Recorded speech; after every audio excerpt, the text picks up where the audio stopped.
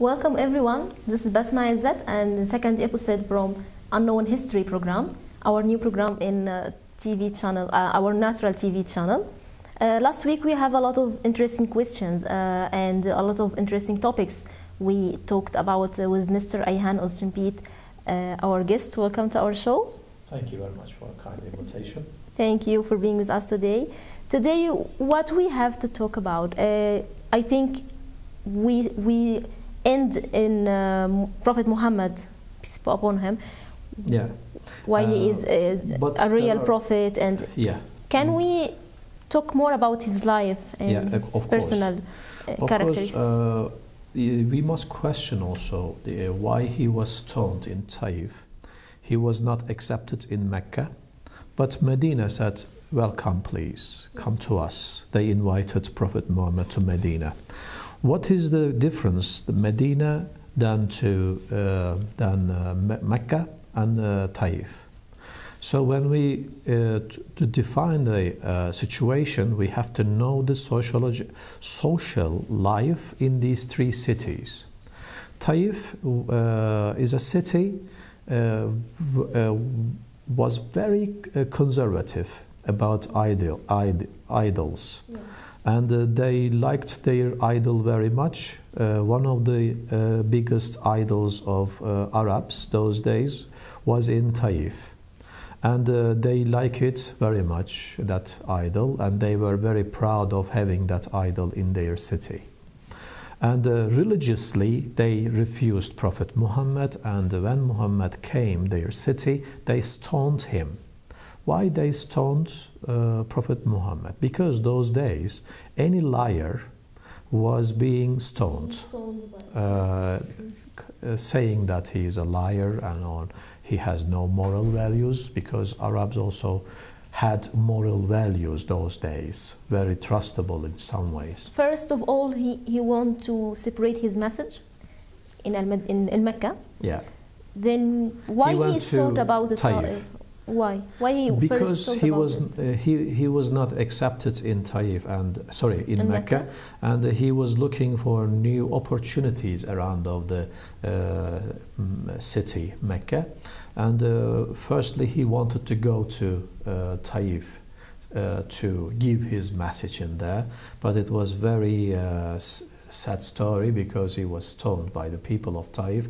He was not very welcome there, and the people didn't want to listen to him as well. And he was bleeding after being stoned.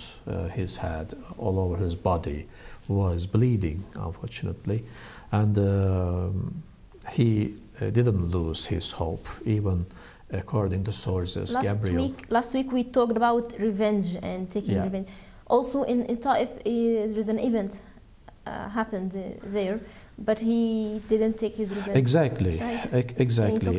He could forgive anything happened to him, any bad thing. Yes. But he also last week when we spoke about Hamza and his death, he lost his conscience because, according to Arabic society and the culture, revenge was raising up, especially anyone who you love very much, any harm came to him or her, take revenge. You try to take the revenge because it's a culture, habit. We still have it, area. You know this? I know. We still have it in our country. I know, unfortunately.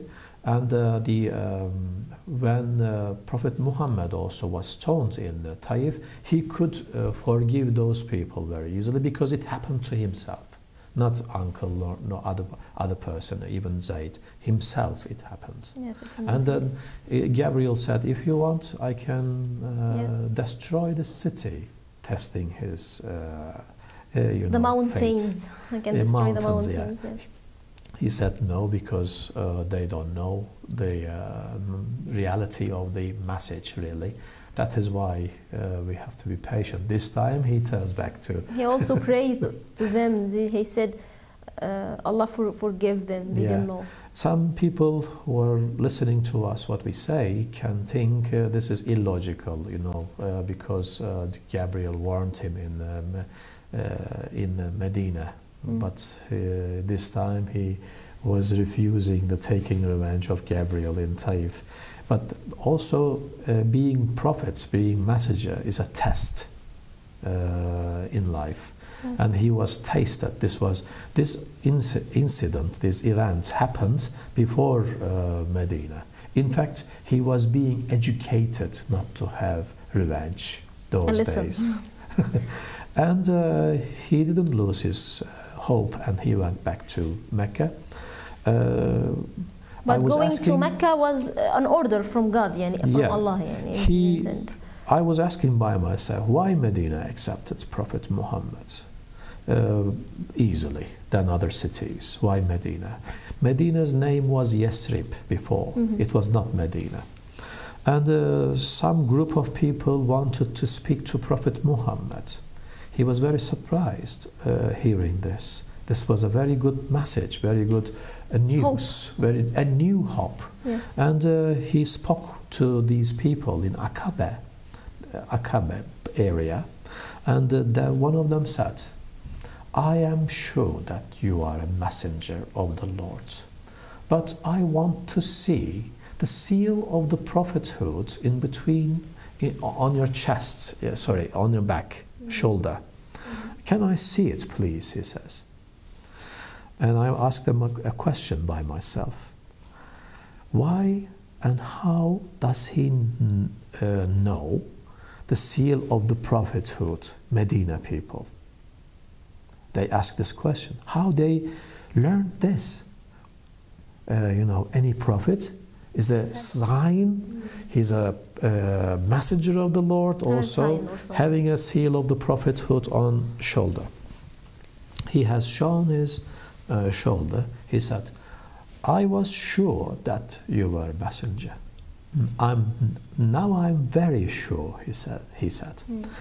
And I arranged Medina, how they learned these things. Medina people were together with Jews.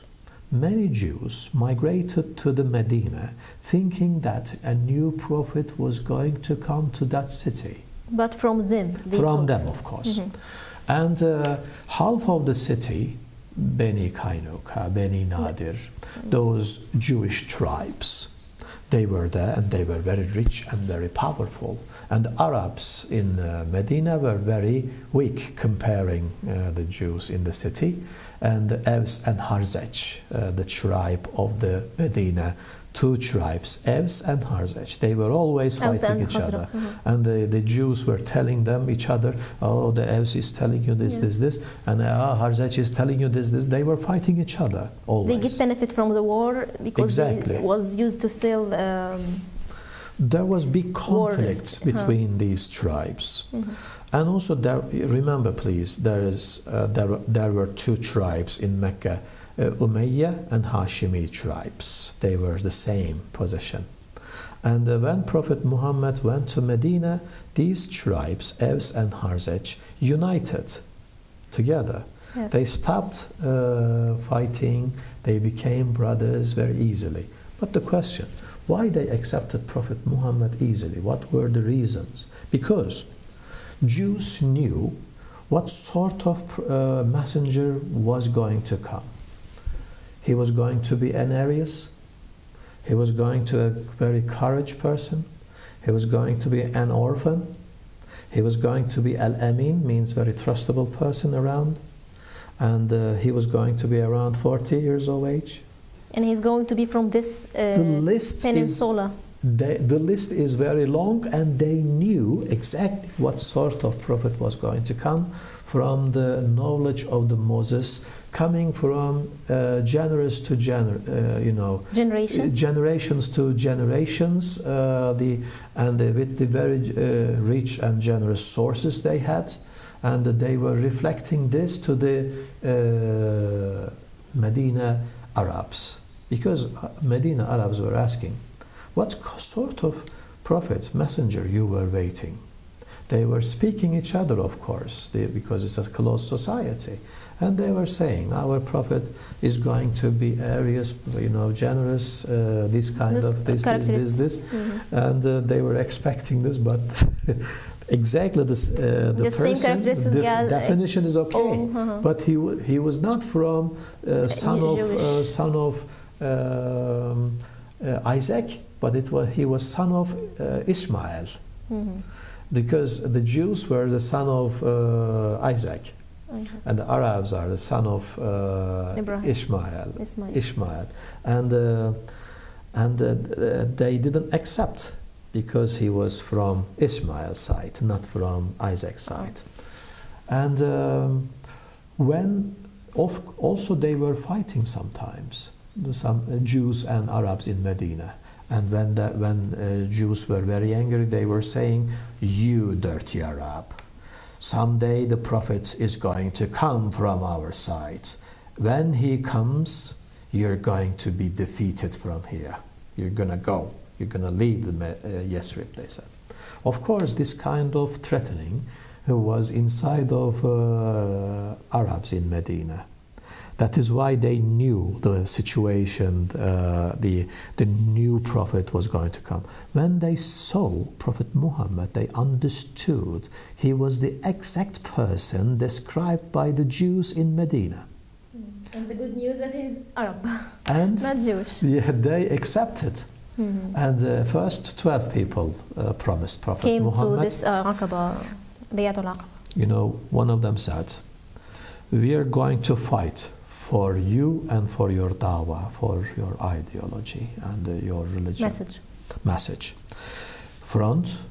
Your front, we will be in front of you, the back of you, the side of you, both sides. And you're going to see us, fearless fighters, he said. He promised. The Medina kept his promise all the time. And the Prophet Muhammad came to Medina.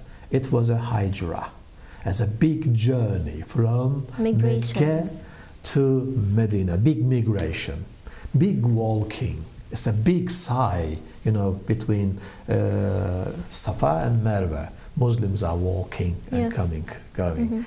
I request the Muslims to think Prophet Muhammad's walking from Mecca to Medina. Light from Safa is education part. To the generous place, to Marwa side. Knowledge started in Mecca, in the Safa hill, but Prophet Muhammad went to Marwa side, very generous Sahabi. You know, they opened their heart and houses for the poor Muslims who came from Mecca.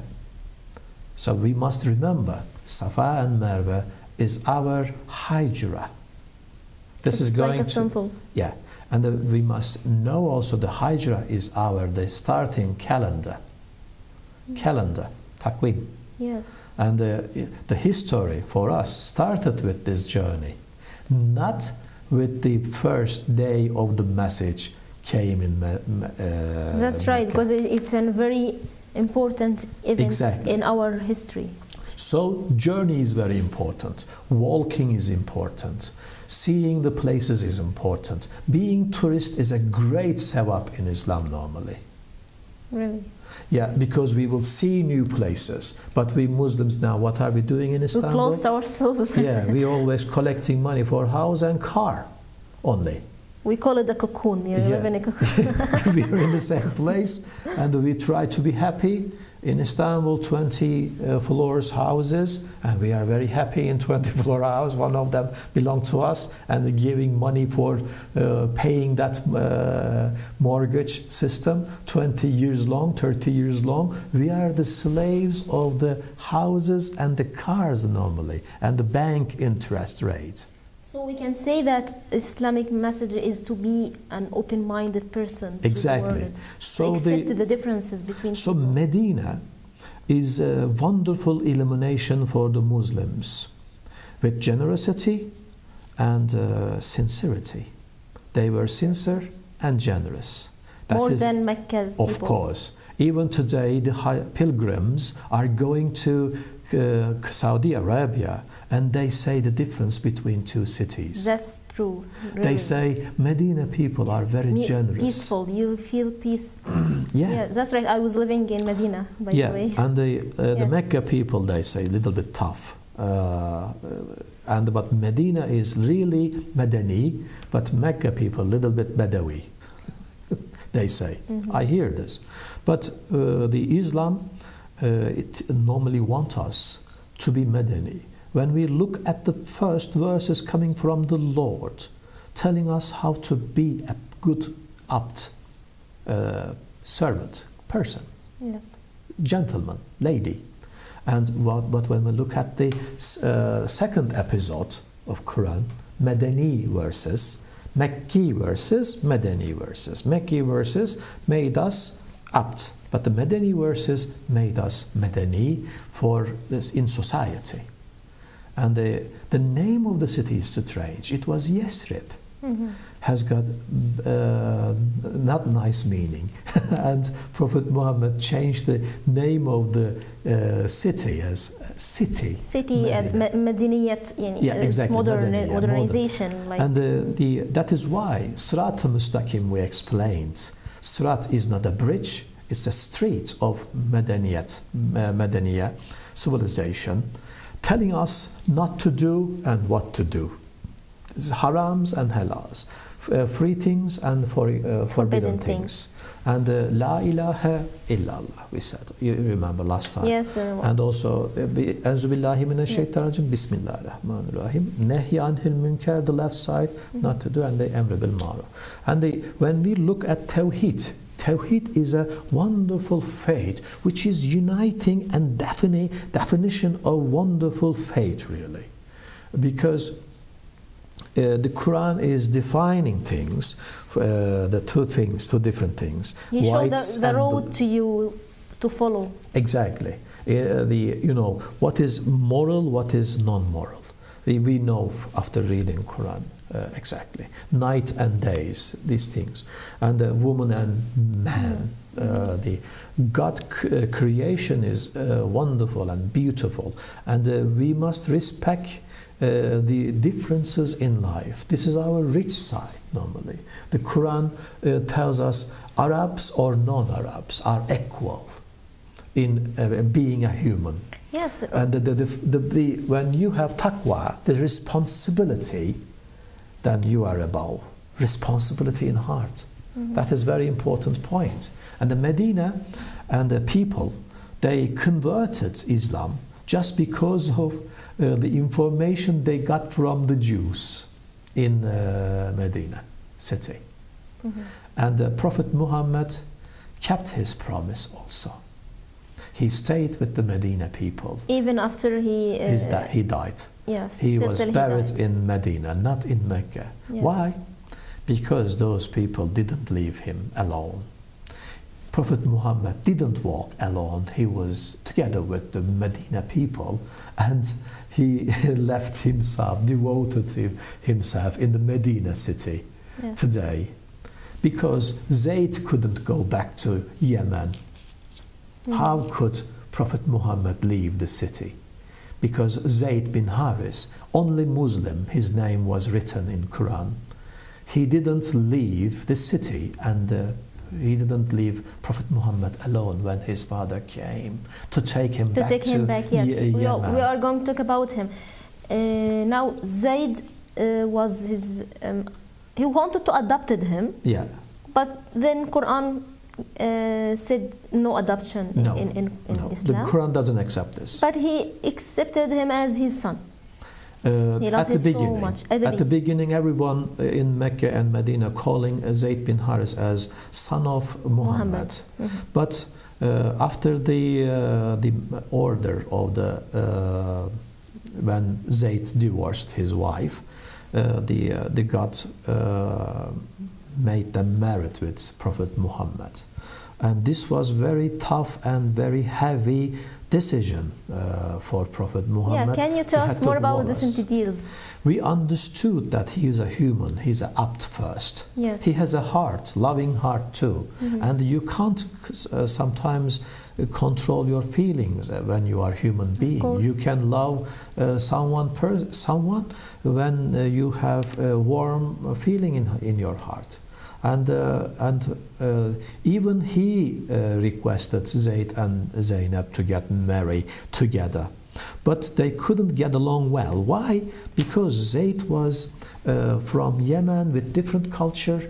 Zainab was a noble family. And Zayd was the working class.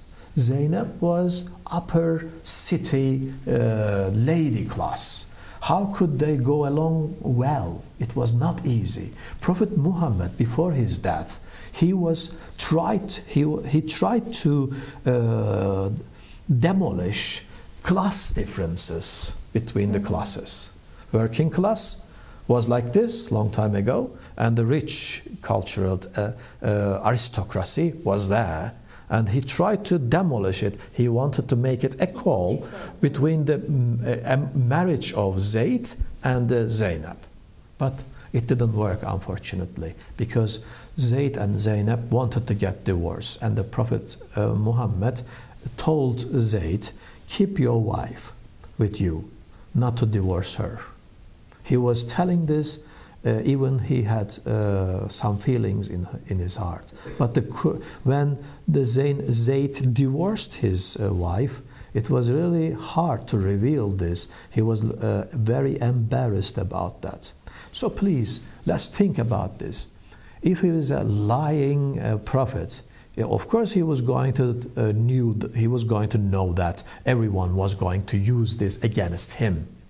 Not only in his period, also some centuries later. So we also know that he is a real messenger and abduhu first. He's a human. He's not a god. Yes. We know from this. I request our watchers to think after reading, especially the life of Prophet Muhammad, telling the social life those days. And the basic knowledge is very important about this. Unfortunately, this was only written by Martin Links, Abu Bakr Sirajuddin in his book. When we have basic knowledge, we can think better. We can create new things over it. When we don't have good knowledge, this doesn't work really. Some people in Turkey also talking about Prophet Muhammad's marriages. They believe Prophet Muhammad got married with Aisha when he was 5 years old. Got the fiancé at the beginning when she was 5 years old, they believe, and they got married when she was 9. It is impossible, because accepting this, making our prophet as a pedophile, it's impossible to accept this. But when we read very well, those days Arabs were killing their daughters, and then they were started counting girls' age after 10, ashara. Yeah. If someone saying my daughter is 1 year old, that means she was 11 years old. 2 years old, that means 12. And yes. Aisha was 19 years old. And when we observe the history very well, we can see this very well. Unfortunately, some people in Afghanistan or in Pakistan or some area, they are getting married with the 9-year-old, 10-year-old in Yemen, yes, girls, even in Yemen, just because of thinking that this is sunnah, getting married with the 9-year-old girl. It's a wrong, really. It's a very big wrong. Big disaster. Yes. So the Prophet Muhammad, let's accept this. She was, Aisha was 19 years old. But why she was so young when even 19 was very young? But that is very important. Yes, it's very important. Maybe some people don't know exactly the right thing. That's why you are going to continue this topic. Yeah. Then we have a small break, a commercial break. Then we will come back to you and stay with us. We are going to have a new topic. Welcome back. It's our new program, and it's second episode, Unknown History program. Before the break, we were talking about Sayyida Aisha, the Hazrat Aisha, and her marriage with Prophet Muhammad, and there's wrong information. A lot of people know that she was married in 9 years old, but Mr. Ayhan, you have a new perspective and new things 19. to do. It was 19. I want to ask you about something. Why this wrong information? People more know than right one. Because the hadith commenting also are wrong sometimes. For example, there is one hadith. Mu'min's collecting is a shifa, cure for the other mu'min.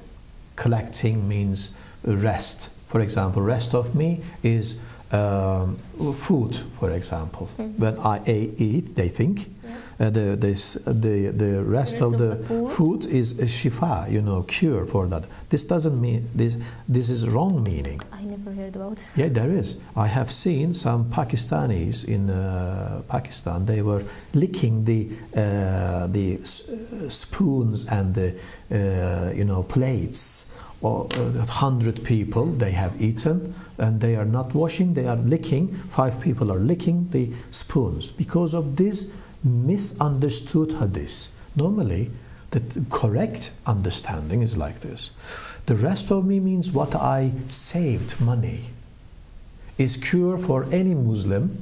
Maybe he's going to use to help other helpless Muslims. People. Yeah, the rest of me means the money or the power, or exactly. Education, anything. So this is going to be the cure for other. That means helping each other. Anything I can offer to not someone. Licking the spoon, not licking the plate. We understand wrongly sometimes the hadith sharif. And anyone who sees that kind of videos, they say, you see, Muslims are very dirty people, licking the spoons and the plates. Oh my God, disgusting, they're saying. And this is a very bad advertisement for the civilized rest of the world. Is this our fault not to read, not to know about others, or religious people fault?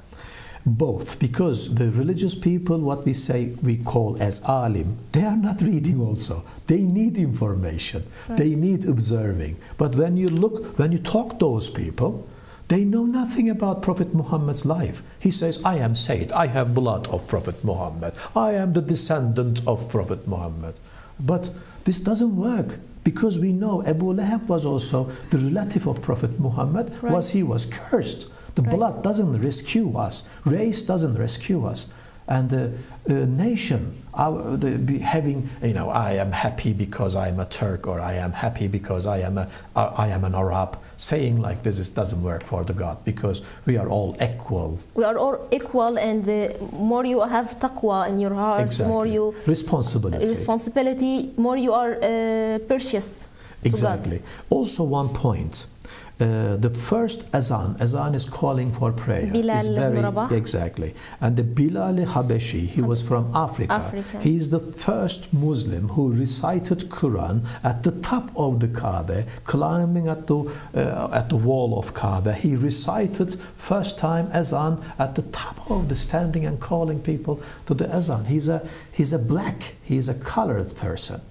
But we love him very much. We don't have in Islam this differences. We don't judge people by the rank or color or something. When a Muslim, when anyone in Turkey, for example, African, when anyone says African, he thinks, Bilal Habashi. Yes, and he has a great love in heart, just because of Bilal Habashi for the Africans. Actually, we forgot to say that our Muslims, our first migration was to Habasha. Sorry? First migration before going to Medina. Yeah, that's right. This was how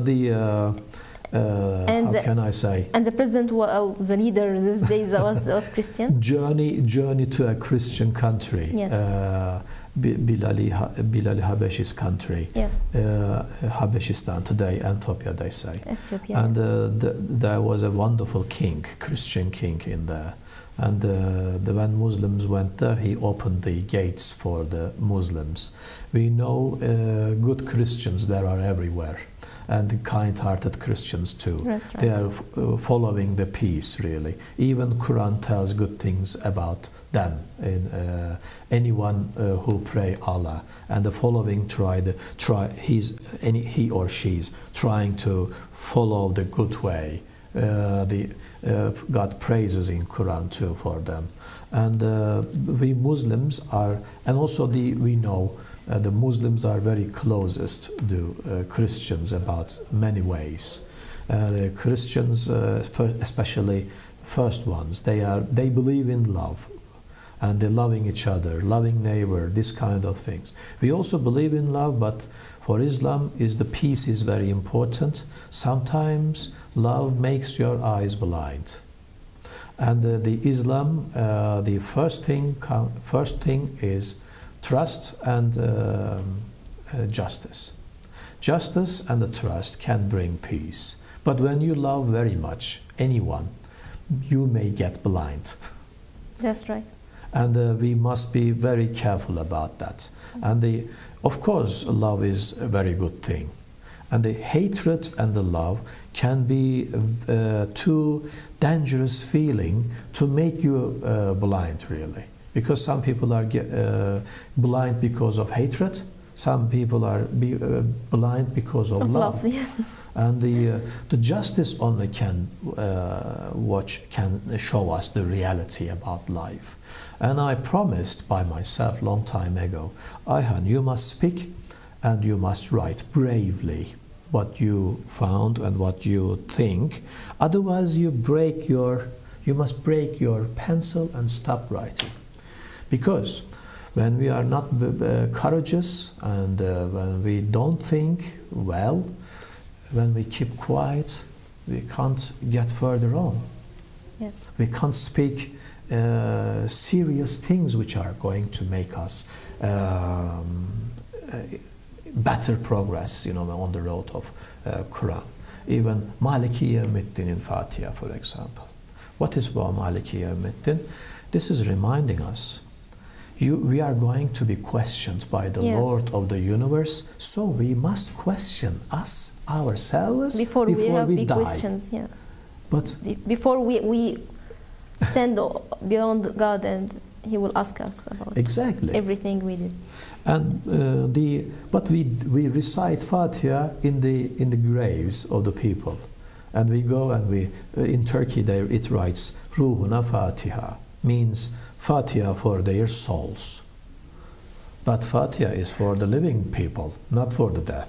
He or she already died, and he doesn't need our recite. The Fatiha is for the living people. Yes. Even Yasin chapter tells this book is for the living ones. But we recite Yasin for the dead ones in the cemetery. Yes. This is contradiction.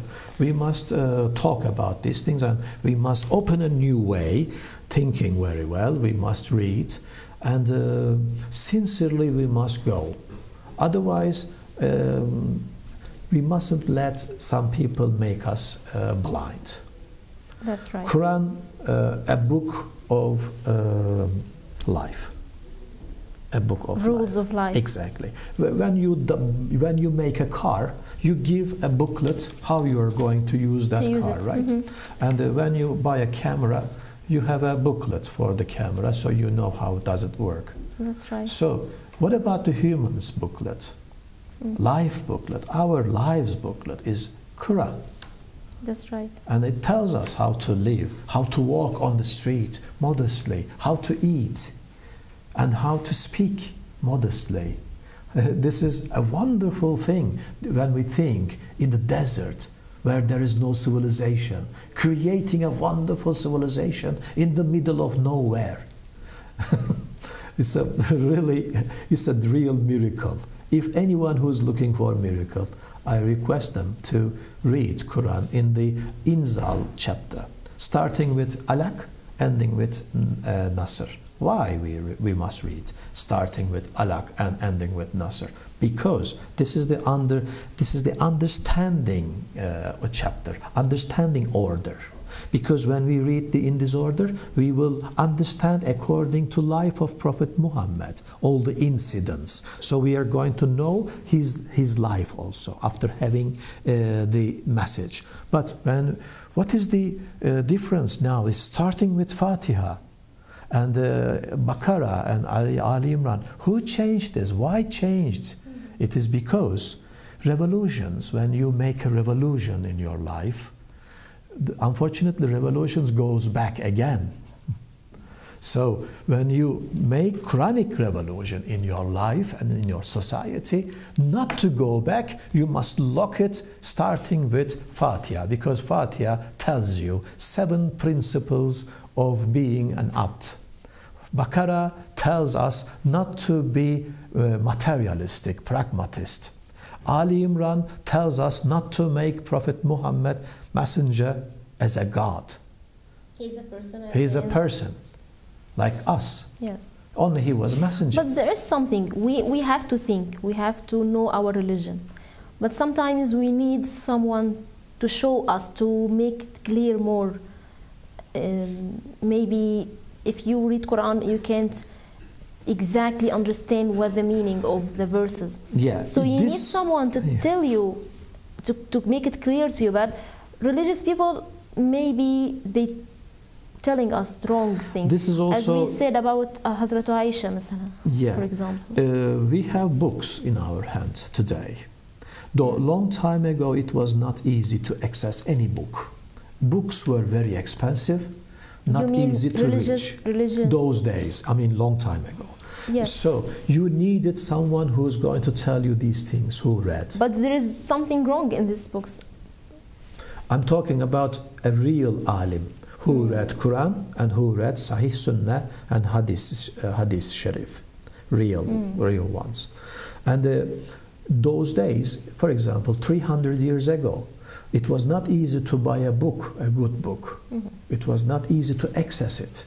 So people were going to Jami, mosque, they were learning from the Imam. He was telling every Friday about religious things, and we were learning, that's it. And some people believed that any Jamaat, leader, Murshid Kamil, they looked for. Yes. And they said a Murshid must tell us everything. But today we stop thinking and just he is gain going knowledge to tell us from everything. someone else. But today's Murshids, I look at them, most of them are ignorant. They know nothing about Prophet Muhammad's life. When you ask a question, he never taught those things. He tells you only he has ijazah, permission Quran. from Quran or from having Prophet Muhammad's blood from the descendants, he says. Yes. But this doesn't work. In the modern world, everyone is asking questions to the Google.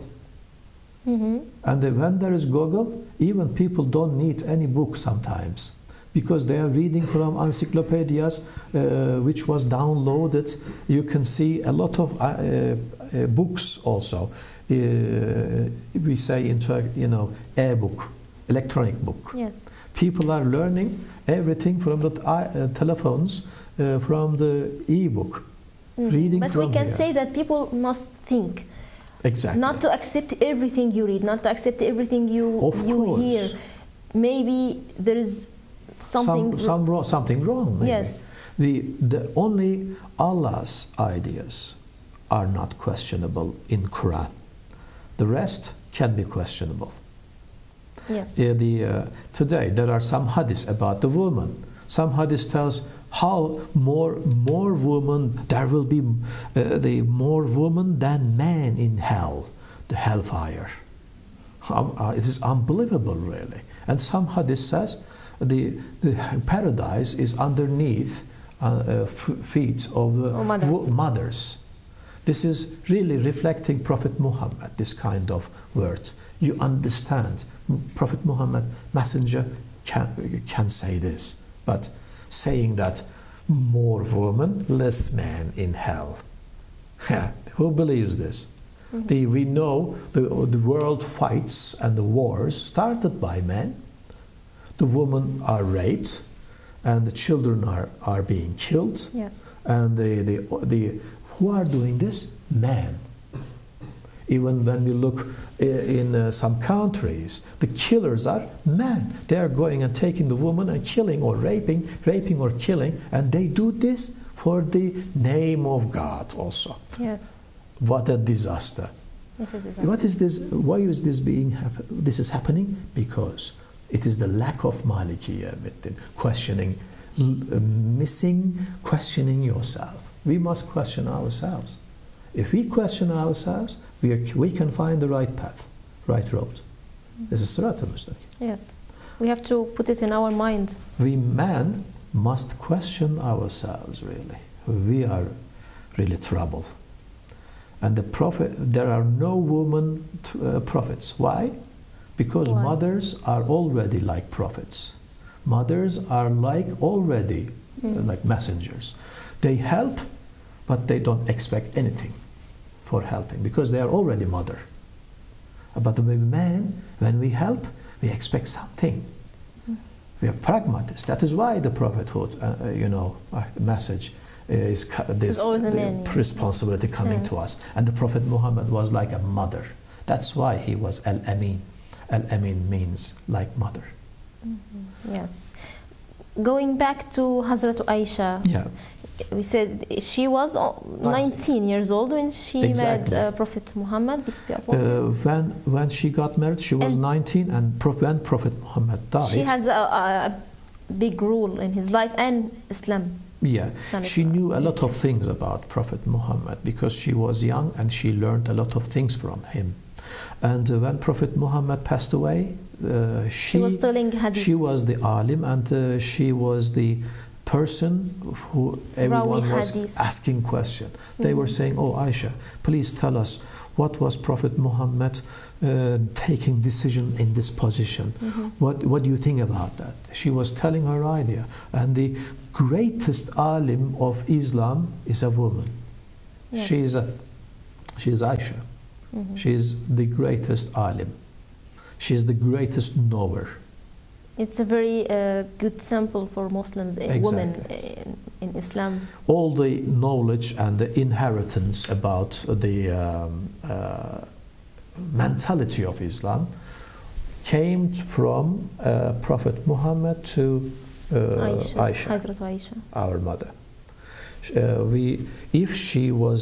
If Prophet Muhammad didn't get married with her, really unbelievably fake hadith was going to cover all Quran, would finish Quran really, and understanding of Quran would finish. But she took and she brought a wonderful, correct, one nice hadith. Yes, that's true. So we must thank to her. Thankful, yes, we are thankful to her. Yes, it's amazing to have all of this knowledge we didn't know before. Maybe some people don't have this information, you know. Also, we must emphasize one thing. What?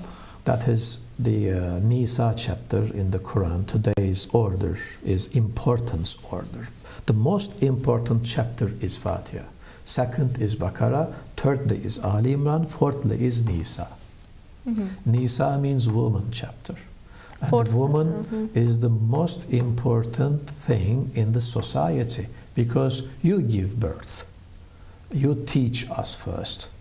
If women are ignorant, we will be ignorant. Right. That is disaster. So Prophet Muhammad told, if you remember, any kafir or mushrik who teaches reading and writing, a Muslim, 10 Muslim, he's going to be free. To be free, yes. An unbelievable thing, really. We are looking at Prophet Muhammad's vision, and we are looking at ourselves a very big difference. Yes, this is not real Sunnah, what we do. We are talking about, bird or some other things, but we don't talk about real Sunnah. We are eating the food, sweeping with the bread very well, but we forgot sharing our food with the poor. That's very important point. We have to talk more about it. Exactly. It's amazing. This program is okay. It's about unknown history events, but this is also historical thing. Historical things and Islamic ethics. Yeah, is amazing. We are discussing about this as well. There are unknown things about, for instance, in Quran is when we read Quran, there are historical things inside of it. Right.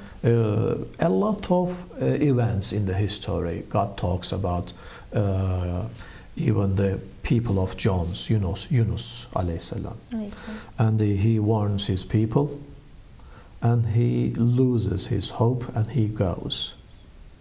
And I was always asking a question, and the other nations who were warned by the prophets, messengers, they didn't follow and they were punished. Why was Yunus nation people not punished?